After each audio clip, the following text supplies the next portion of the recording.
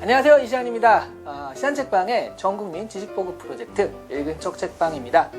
세계사에 남아있는 많은 명저 중에 많은 사람들이 너무나 유명하기 때문에 마치 읽은 것처럼 착각을 하는 책들이 많은데요. 실제로는 전혀 읽지 않은 책들이 또 많죠. 오늘은 그래서 그 중에서 한 권을 골라서 다른 사람 앞에서 그 책을 읽은 척 할 수 있게 그런 여러 가지 지식들을 전해드리는 그런 그 코너입니다. 읽은 척 책방 시작합니다. 오늘 소개해드릴 책은 로미오와 줄리엣입니다. 딱 들어보시면 알겠지만 로미오와 줄리엣 모르는 사람은 없거든요. 근데 정말 이 책을 읽은 사람도 정말 없어요. 사실은 이게 그냥 읽기엔 정말 어려운 게 그 희곡 형식이라고 그러죠. 대본 형태로 되어 있기 때문에 게다가 막 그 문체도 그냥 셰익스피어 특유의 오 그대여 막 하는 약간 그 간질간질한 그런 것들이 너무 많다 보니까 사실 그냥 읽기는 어렵거든요. 그래서 이제 제가 좀 줄거리를 먼저 좀 알려드리면요. 이탈리아 베로나시라고 그 베네치아 근처에 있는 시인데요. 이 도시에서 명망 있는 두 가문 몬테규가와 키프리카가 있습니다. 근데 이 두 가문은 정말 언제부터 원수였는지 모르는데 그냥 원수예요.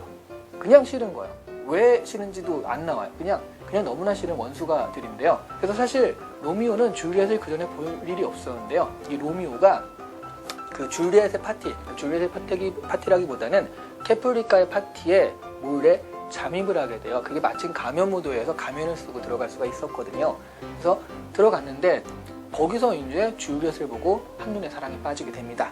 그리고 그날 저녁에 바로 줄리엣의 창가로 갔는데요.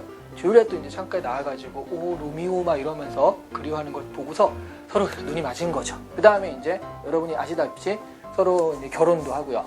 근데 이제 그 가운데 결혼을 했으면 로미오가 얌전히 있어야 되는데 그 사촌인 줄리엣 사촌인 티볼리랑 같이 싸움이 붙어버려요. 티볼리는 그 자동차고요. 티볼트랑 싸움이 붙어버려요. 싸움이 붙어버리니까 그래서 이게 죽이게 됩니다.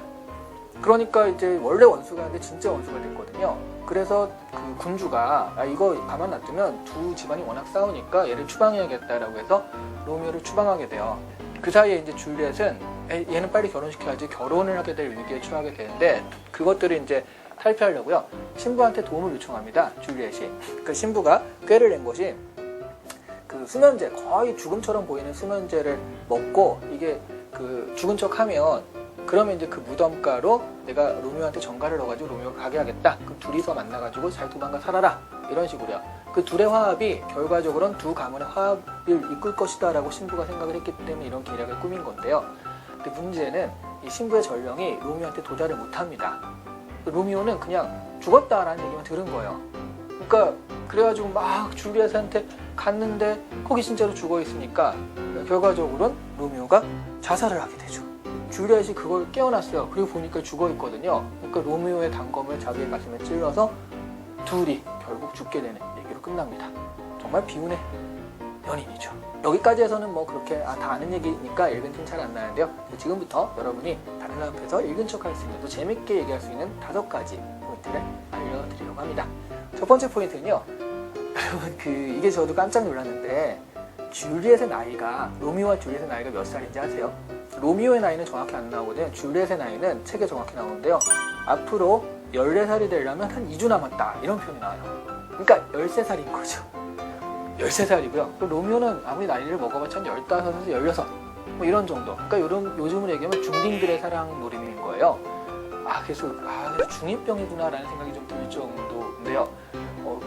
아무리 옛날이라지만 그렇지만 이 중학교 나이의 사람들이 이런 식으로 만나서 사랑하고 결혼까지 그런 게 과연 가능했나 이런 생각이 좀 들 정도로 좀 어린 나이였다는 게 약간 충격이죠. 23살이 돼도 이런 사랑 하기 힘들거든요 요즘에. 33살이 되면 할 수 있으려나요? 자, 두 번째 포인트 알려드리겠습니다. 두 번째 포인트, 로미오와 줄리엣의 비극적 사랑의 시간, 이 일이 벌어진 시간이 도대체 얼마나 될까 혹시 아세요? 이것도 되게 깜짝 놀랄 포인트인데요. 만나는 날이 월요일입니다. 그리고 화요일날 결혼을 해요. 그리고 수요일날 이혼은 아니고요. 수요일날 그 티볼트를 죽이는 사건이 일어나요. 그 다음에 수요일과 목요일 사이에 추방을 당합니다. 로미오가. 그리고 금요일날 죽어요. 그러니까 만나서 죽기까지 일주일이 뭡니까? 영업일로 5일이죠. 주말 빼고 영업일로 5일 안에 이 모든 일이 일어납니다. 말하자면 그 사이에 로미오와 줄리엣은요 만나는 시간도 거의 없어요. 잠깐 얼굴 보고 오 하면서 결혼하고요. 그리고 이제 사실 추방당하기 전날에 하룻밤 같이 지내는 게 거의 유일한 건데요. 그렇게 보면 이건 원나잇 스탠드가 이런 건가요? 뭐 어쨌든 그렇습니다. 그래서 이제 실제로는 데이트하는 시간도 없었던 그런 연인이었죠. 네, 참 충격적인 사실입니다. 자, 세 번째 포인트를 알려드리도록 할게요. 세 번째는요. 이것도 굉장히 다 충격적이래. 정말 충격적이긴 한데요. 왜냐하면 로미오가 낭만적 사랑의 아이콘이잖아요. 근데 로미오가 금사빠라는 거죠. 그것도 정말 심한 금사빠였어요. 줄리엣을 보고 한눈에 사랑에 빠진 게 금사빠가 아니라 거기 왜 갔냐가 중요한 건데요. 그 원수가의 파티에 로미오가 참석을 하면서 이 모든 일이 시작을 한 거거든요. 그럼 로미오가 그 파티 왜 참석했냐 이거죠. 그게 로미오가 계속 짝사랑하는 로잘린이라는 여인이 있었는데 그 여인이 그 파티에 온다는 소식을 듣고 정보를 입수한 거예요. 그리고 그 여자를 보러 간 거죠. 갔다가 그 여자가 있었는데도 불구하고 줄리엣이 더 예쁜 거죠. 그래서 줄리엣을 보고 한눈에 사랑에 뻥 빠져가지고 잊어버린 거예요. 계속 짝사랑했던 이 여자는 한순간 잊어버리고 오! 줄리엣! 이러면서 바로 줄리엣도요. 사실은 그전에는 결혼 생각은 1도 없는 비혼주의였거든요. 뭐 당연하죠. 13살인데요. 그런데 줄리엣도 로미오를 보고 한눈에 사랑에 빠져서 결혼 막 이러니까 둘 다 외모지상주의 끝판왕이었다. 뭐 이렇게 볼 수 있겠습니다. 서로 얼굴밖에 본 게 없는데 바로 사랑에 빠져버리니까요. 네 번째, 로미오와 줄리엣의 가장 유명한 대사인 정말 이건 제가 그때 들었을 때 이게 무슨 의미야 하는 건데 오 로미오 그대는 왜 로미오인가요? 이런 대사가 있어요. 왜 로미오야? 로미오니까 로미오지 라고 처음에 생각을 했는데요. 요거는 약간 뜻이 있더라고요. 왜 하필이면 그 우리 원수가인 로미오 그 몬테규가의 로미오 몬테규냐? 왜 하필이면 그 가문이냐? 이런 식의 넋두리인 거고요. 이 얘기를 듣고서 로미오가 저 여자는 나한테 빠져있구나 라고 해서 발코니에 얼굴을 드러냅니다. 그러면서 이제 본격적으로 으쌰으쌰 하게 되는 건데요. 그런 아주 심도 깊은 의미 있는 대사였다. 또 하나는 이거 모델에서 이거 잠깐 볼 텐데 로미오 줄리엣의 대사 중에 하나인 작별은 이처럼 달콤한 슬픔이기에 날이 새 때까지 안녕을 말하고 있는 거예요 라는 대사가 있다고 합니다. 근데 여기서 달콤한 슬픔이라는 말이 나오거든요. 그게 이제 스위스로입니다. 바로 우리가 아는 그 가수들이죠. 연세대 출신의 사중창단.